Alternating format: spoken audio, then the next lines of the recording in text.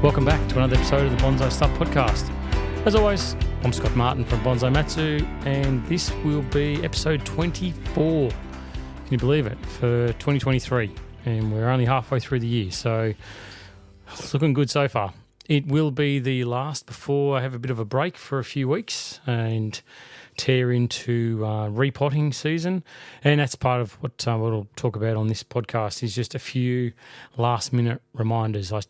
I tear into my repotting season starts in a few hours' time. By the time you listen to this, I'll be downing my early morning coffee and starting to lift trees out of pots, getting ready. And I want to talk about my process for that and just what I do, the steps I go through, just as a reminder for everybody before you start repotting. Also, I want to talk about the importance of wiring and how I see it as a real key fundamental to successfully taking your bonsai to the next step. I know I've talked about wiring before, but I just want to push it a little bit harder because it's truly important. And also I want to talk about the mindset that's needed between designing and maintenance. So let's get into it and see what we talk about, eh?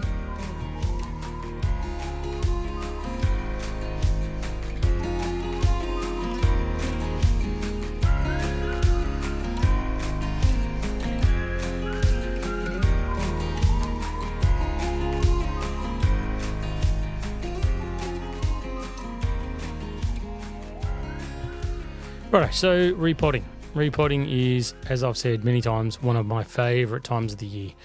It's a chance where I get to think about the position in the pot that's being used on the tree or container that's being used on the tree, how it's positioned inside that container, and really set some structure in place for 3 to 4 to 5 years development for that bonsai. And a lot of the trees that I've worked on where I've had them sitting on angles going, oh yeah, if I put this bit of wood under here and it gets to that angle, then I'll shape it.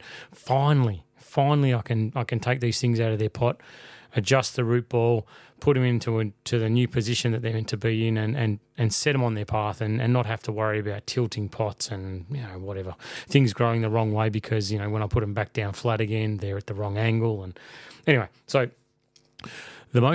one of the most important things that I've got to push with this podcast to everyone that's listening that is getting to the repotting season, sorry, Northern Hemisphere, but those in the Southern Hemisphere, start your engines, we're off, we're racing, it's July. For me, it's a perfect time for me to do my deciduous.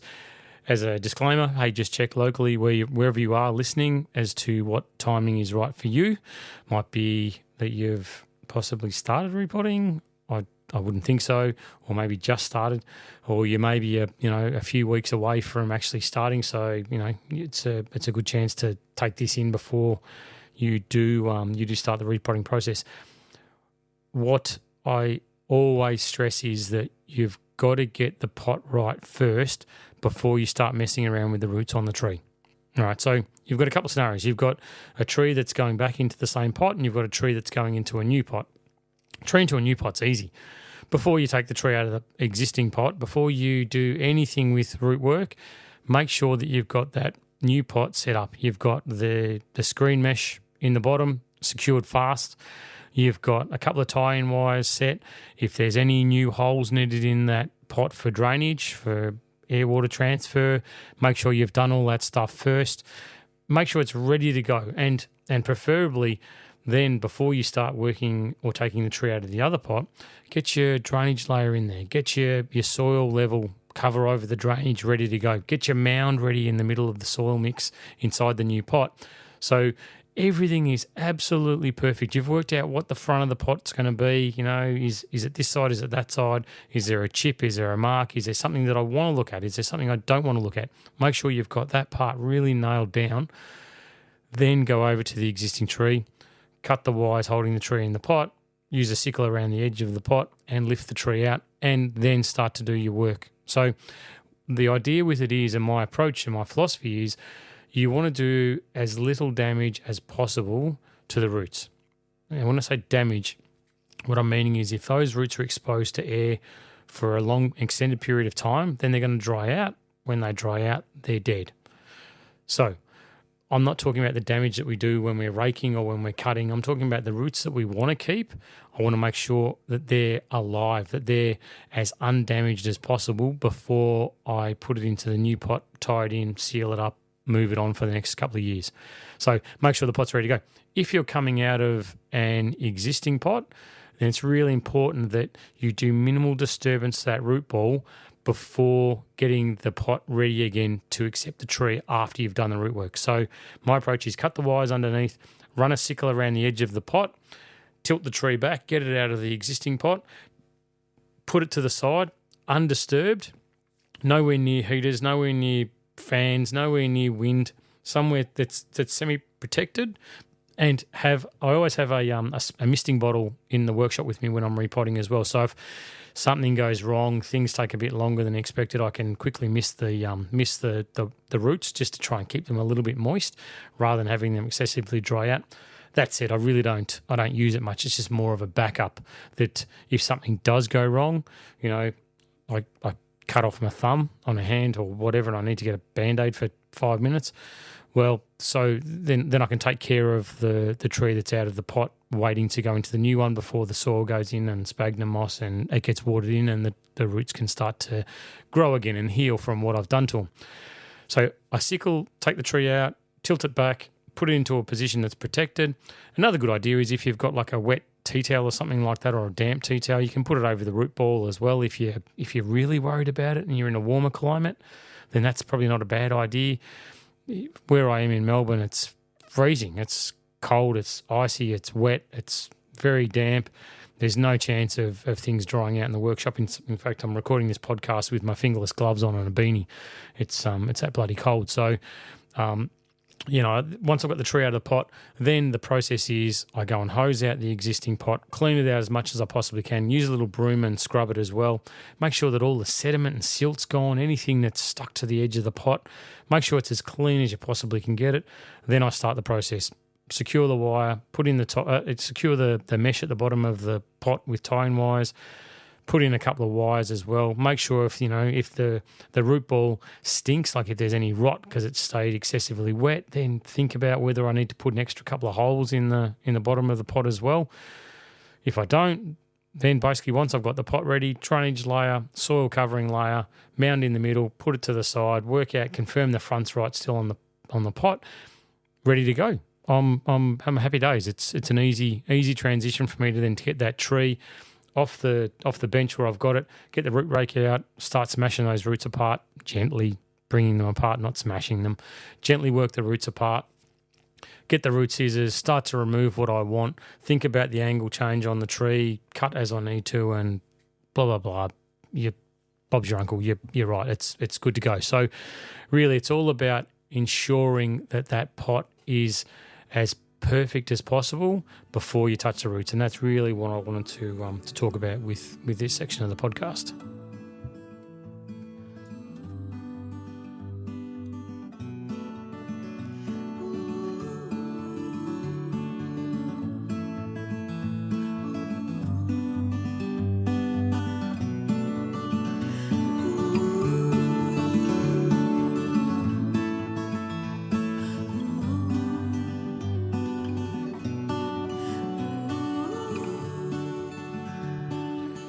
Right, now I want to talk about mindset that we have when we're working on our bonsai, working on our trees. And it's, for me, I've got to be really clear to myself what I'm trying to achieve with the tree at that particular point in time. And it's very different. I've just done a big workshop with one of the Victorian clubs, the Bonsai Society of Victoria, and I go into those workshops and I have to flick a switch where I talk to people and it's like, okay, what do you want to do? It's like, okay, I want to do the maintenance on this tree. I want to, clean back a pine. I want to cut it back. I want to, I'm happy with the design. I just got to get it back in shape and I've got to cut it back. It's got too long or it's got too thick or it's got this or that or whatever.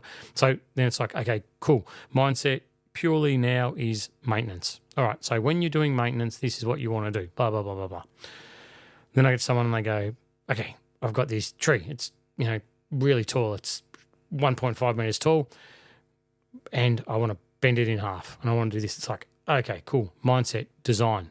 So very clearly I get into the point of view that it's like, okay, well, let's work on the design aspects of that tree.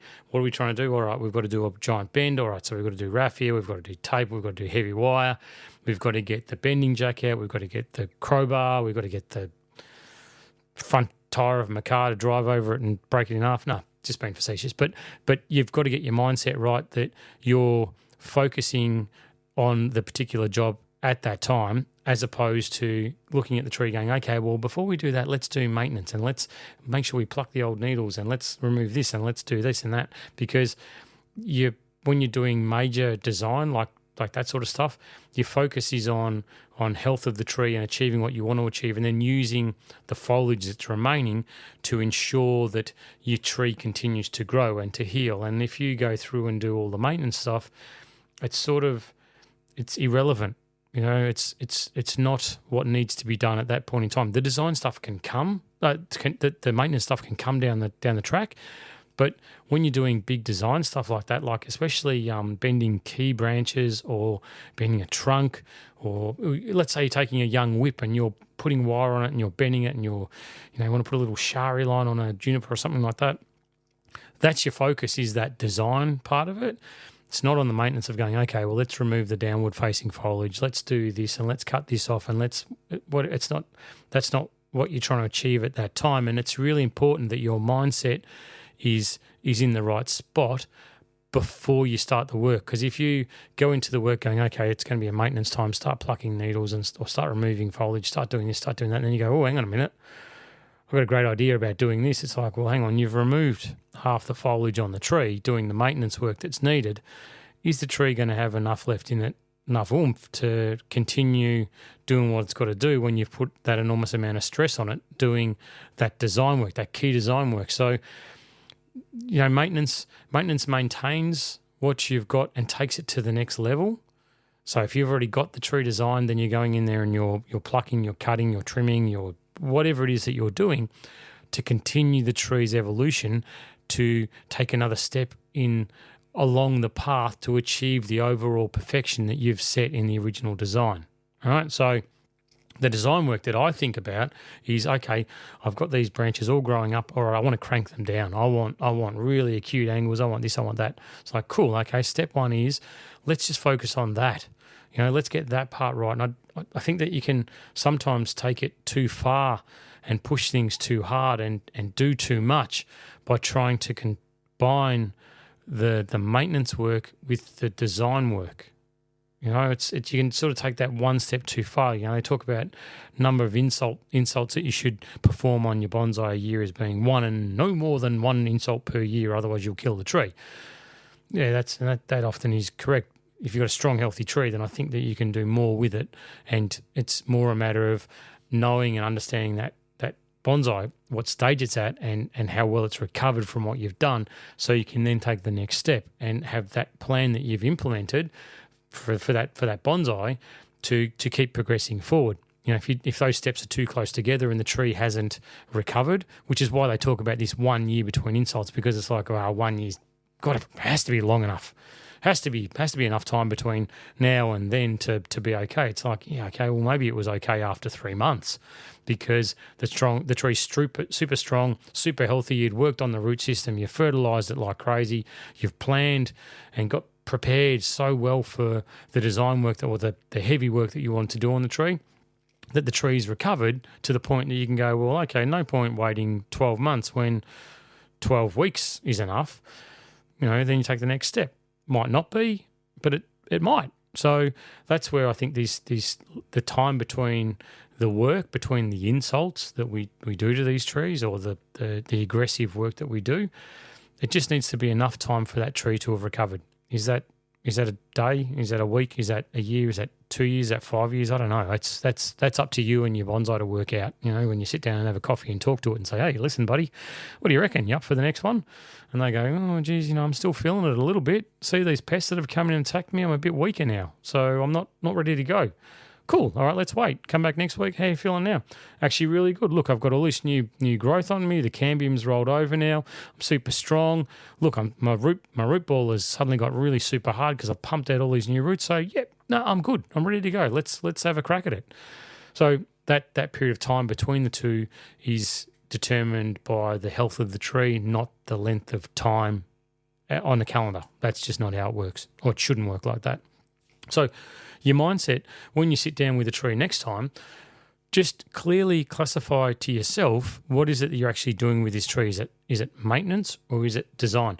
And that applies also to repotting, because there's a very big difference between taking a tree out of, let's say, a black plastic pot and shuffling it down to a bonsai pot than what there is taking a tree out of a bonsai pot, working some roots, trimming a little bit off and putting it back in. Once you've done that hard design work on the root system, then the maintenance becomes relatively easy and relatively straightforward, especially if you're using good soil mix, because the roots grow in such a fine fibrous fashion that the pruning process and the raking and the aerating of that soil and the root mass becomes so much easier because you've done the hard work. Whereas that design side of it, when you pull it out and go, well, okay, I didn't know there was that massive root that's growing under the soil, the surface of the soil. They're pushing the tree out to the right-hand side of the pot. That's enormous. All right, if I cut that off, then I'm going to take 90% of the roots off the tree.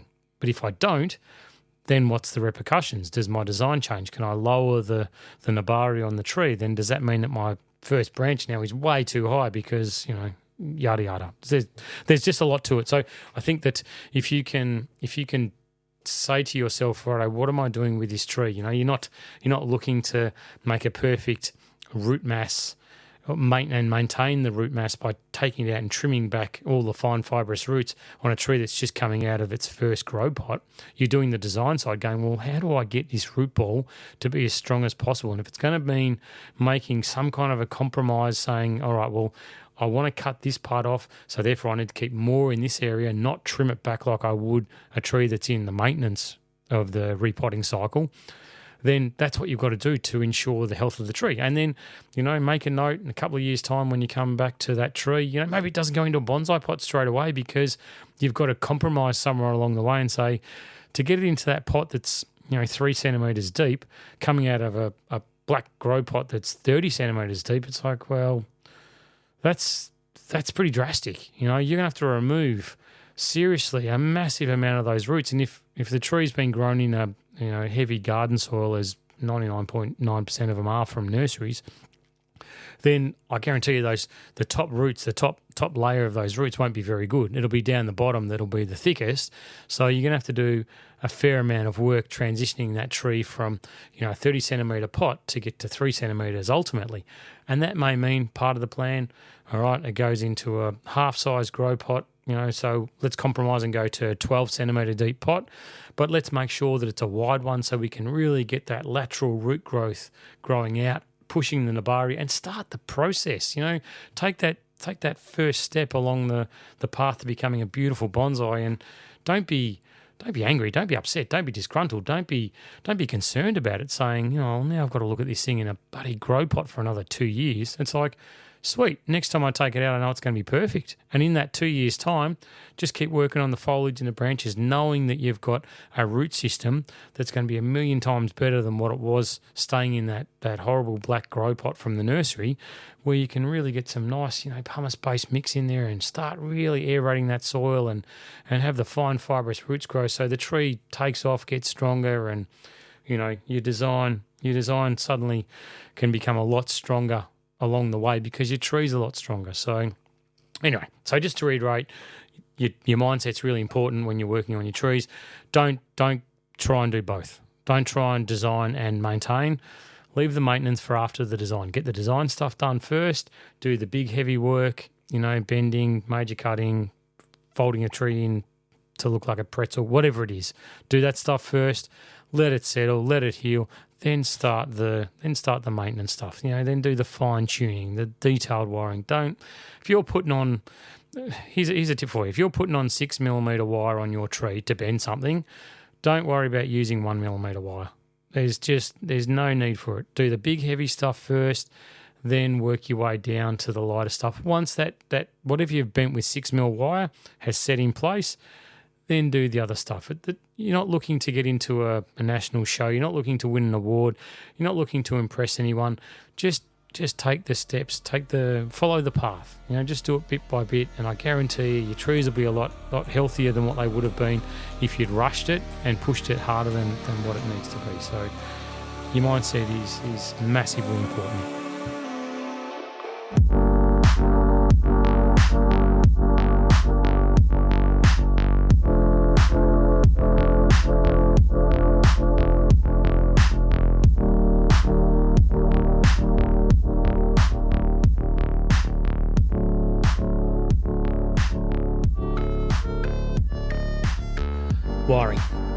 Wiring is one of those skills, and it is a skill, and it's technique based, and it is, of everything that we do with our bonsai, the most important skill that I personally believe you should strive to perfect.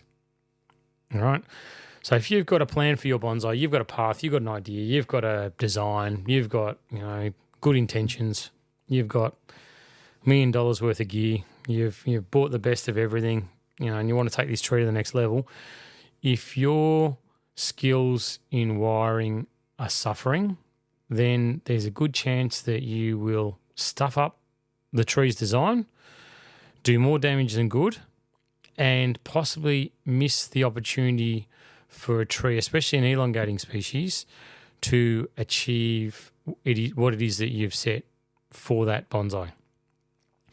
Wiring takes time. Wiring takes dedication. Wiring takes education.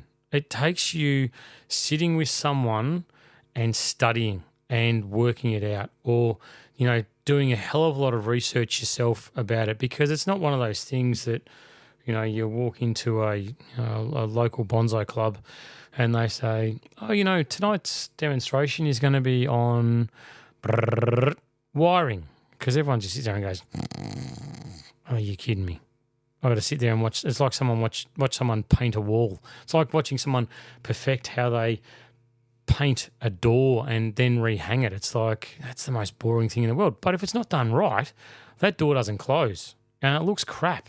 So I think that, I hear it a lot from people that, I don't have time to waste. I've really got to get a good tree. I've really got to, I don't have a lot of years left. It's, I can't plant a seed because, God, I don't have enough time.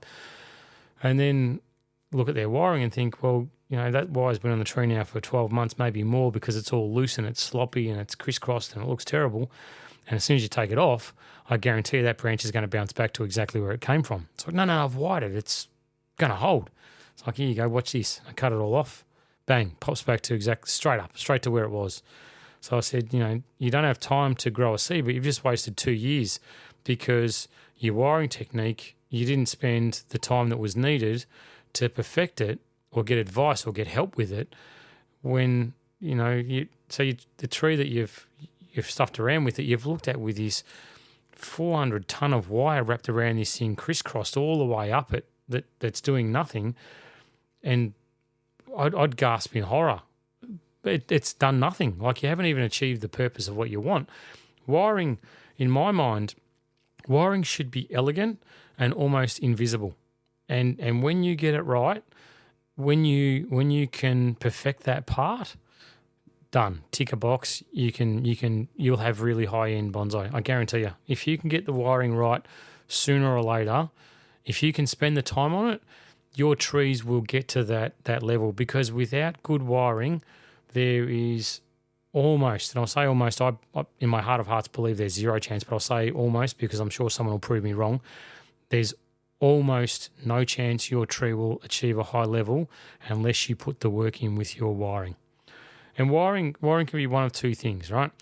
Wiring can be done so your family members who don't know bonsai walk in and look at your trees and go, oh my God, what have you done to that thing? It looks like Frankenstein. My parents used to. It's happened to me. Like, I'm not in a glass house throwing stones. I'm saying that it was a skill that I needed to learn, and I had to work on very, very hard extremely hard, to the point that there'd be nights where I'd just be wiring stuff for the hell of it, and not to achieve anything other than to practice my technique of how to handle wire, especially heavy wire. It takes a lot to get it right, and I would always hear, oh, you put the wire on the tree to constrict it from growing. That's how you keep bonsai small. It's like, that's got nothing to do with it. We put the wire on there to achieve a design element, to style the tree a certain way, to make it horticulturally stronger by, moving branches so they don't get shaded by other branches, by having this, blah, blah, blah. It's like, well, that's not what that looks like. That looks to me like you've put that tree on to stop it growing because you've wrapped it around like a coil, and I can hardly see any bark, and all I can see is this really thick wire on there. And the other side with wiring is it can be so elegant that someone walks into your yard, they look at your bonsai and go, that is beautiful. And it isn't until they walk up really close to it and go, oh, there's wire on there. And you go, yeah, the wire's there because it does this, this, this. And they go, oh, wow, that's fantastic. Look how beautiful it is. That's the response you want. And if you're listening to this podcast, I want you to strive for that. And I don't mean that you have to strive to be a professional, that you have to strive to be someone who teaches bonsai as a sensei or whatever. What I want you to do is I want you to personally get the satisfaction of achieving the highest level at what you do. And that's what bonsai is about, right? We do it because, we horticulturally love them. I love them. I love the horticultural side. I enjoy that so much.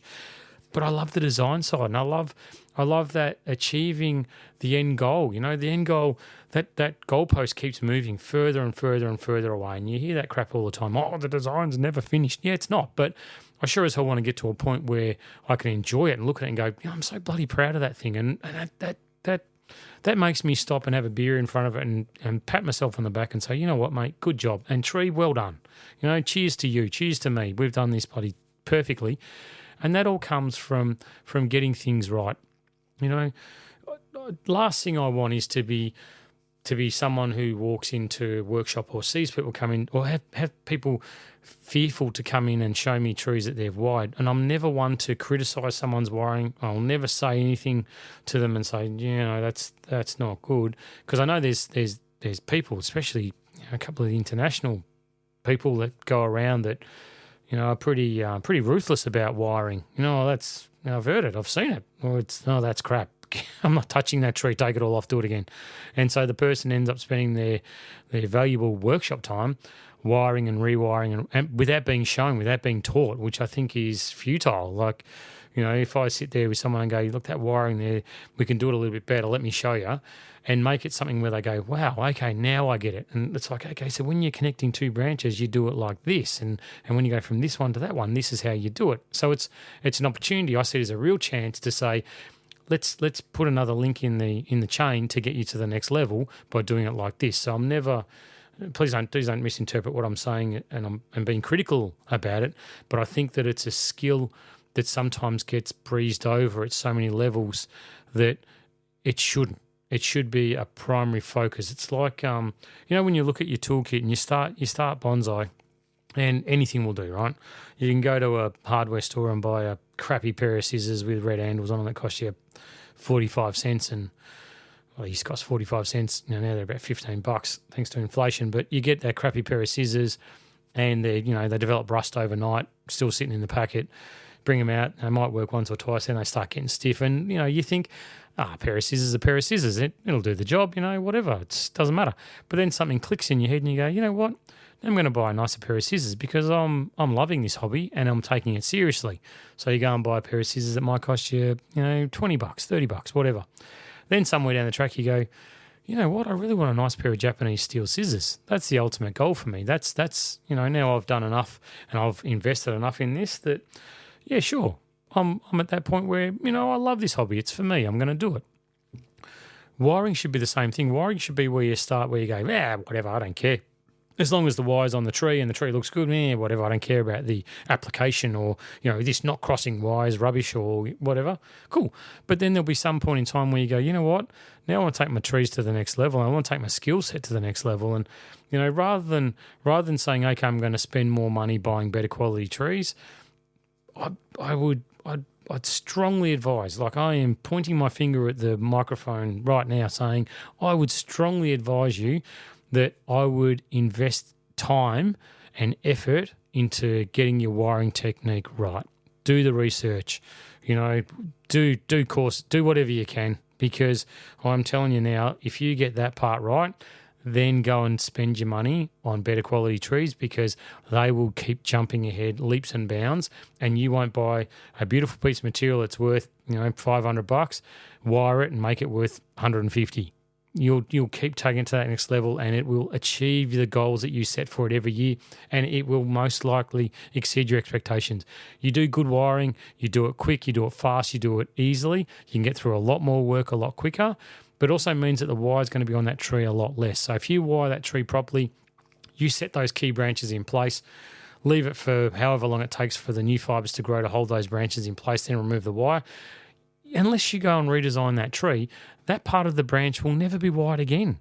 So you do it once, do it right, and then you move on. And then you move to the fine detailed wiring. And yeah, sure, there's a little bit of wiring for every tree every year, but it's not the entire tree every single time that you want to work on it. And you don't have to look at redesigning it, because when you've wired, you've broken a branch, or, you take the wire off and it springs back up. All right, got to wire the whole thing again. You just don't need to. And a tip. This part of the podcast is not meant to be a rant, I promise. It's meant to be a turning point. It's meant to be a point of encouragement. It's meant to be something that, if you look at my trees on social media and you like them, or you look at someone else's, another professional, and you like them, zoom in, have a look at the wiring. If there's wire on there, have a look at how it's applied, and just, if you admire that stuff, make that your target. Make it where you want to get your skill set to, by doing the hard work, by doing the time, by practicing and repeating it over and over and over, and being prepared to listen and take advice and do things slightly differently. Because if you keep doing the same things the same way, you're going to get the same result. Nothing's going to change. It's the definition of stupidity, doing the same thing over and over, expecting a different result. You're just not going to get it. So if your wiring's crap and your branches don't set in place, and you crap wire again, well, I bet you'll, don't be surprised when the branches don't set in place next time either. So, and all you've done is just waste all this money on wire, and more wire on a tree doesn't solve the problem. Accurate, detailed wiring, less wire is better. The less you can put on there, the more accurately you can use it, and factor in the strength of that wire and apply it right at the right spot, the better it's going to be. Tighter coils makes it less effective. The tighter the coils, the more wire, the less effective. The heavier the wire has to be, the less you're going to achieve. So keep in mind, the wire is strongest when it's straightest, and the more turns that you put in it, the tighter the twist that you put in it, the less effective it's going to be. So simple tips. But anyway, wiring is definitely something that I think that if you can spend the time on, if you can push yourself to get to the level of a professional, doesn't mean you have to be a professional, but if you can push yourself to the level of being a professional, then your trees will take that next step. It's like golf. Do golf lessons to get better at golf. And you do these things because you do want to get better. You want to strive to achieve more out of it. And by achieving more out of it, you're going to get more enjoyment, because your bonsai is going to look better. So take the time and really focus on wiring.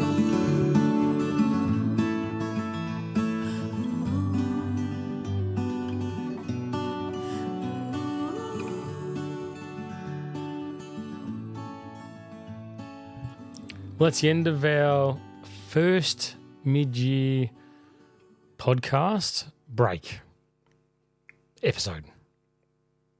Yeah, episode 24 for the year. So I'm going to have a couple of weeks off now.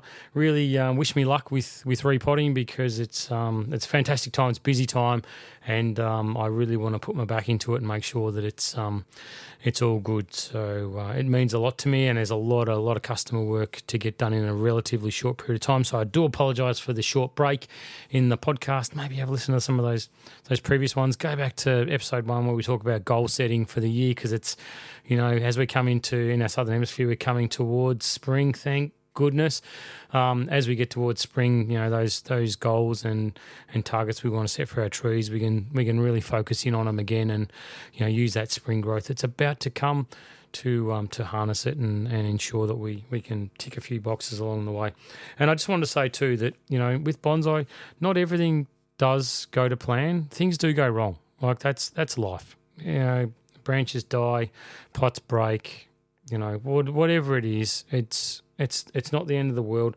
So when something goes wrong, lean into it, learn from it, and move on. That's all I can say. Is you've got to compartmentalise, like a tree when it has a bit of damage or a branch cut off, compartmentalises the issue, the damaged area, moves on continues with growing. Make that your mindset too when it comes to your bonsai. Don't lose faith, don't lose sight.